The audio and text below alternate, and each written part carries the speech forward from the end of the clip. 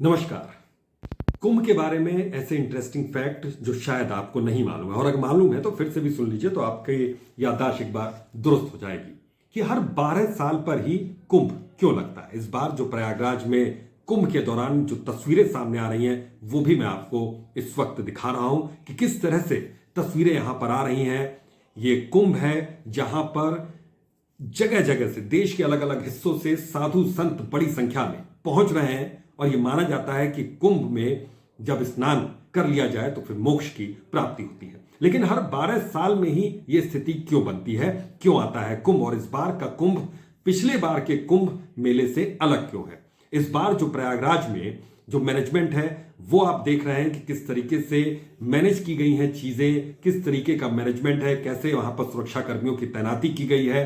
आम जो वहां पर कुंभ में स्नान के लिए लोग पहुंच रहे हैं उनके लिए क्या व्यवस्था की गई है वो सब कुछ आपके सामने है। लेकिन इसके पीछे की जो पौराणिक कथा है इस वक्त वो मैं आपको बता दूं कि ऐसा माना जाता है जो पौराणिक कथाओं के मुताबिक जब अमृत के लिए यहां पर असुरों और देवताओं के बीच में जब रस्साकस्सी चल रही थी, जब अमृत के लिए मंथन हो रहा था, उस वक्त ये कहा जाता है कि इंद्र के जो पुत्र थे जयंत, वो वहां पर अमृत का कलश लेकर भाग निकले।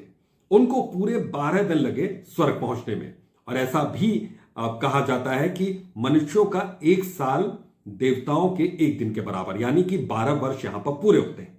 इसके अलावा जब अमृत कलश से 4 बूंदें देश के अलग अलग हिस्सों में गिरी, हरिद्वार, नासिक, प्रयागराज और इसके अलावा उज्जैन, तो प्रयागराज, उज्जैन, नासिक और हरिद्वार, इन 4 जगहों पर अमृत की ये बूंदें गिरी और यहां पर कुंभ का आयोजन किया जाने लगा।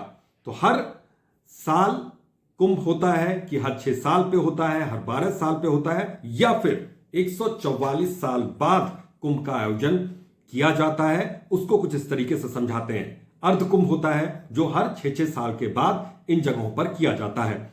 इसके अलावा 12 साल के बाद जो होता है वो होता है कुंभ, और पूर्ण कुंभ इसे कहा जाता है।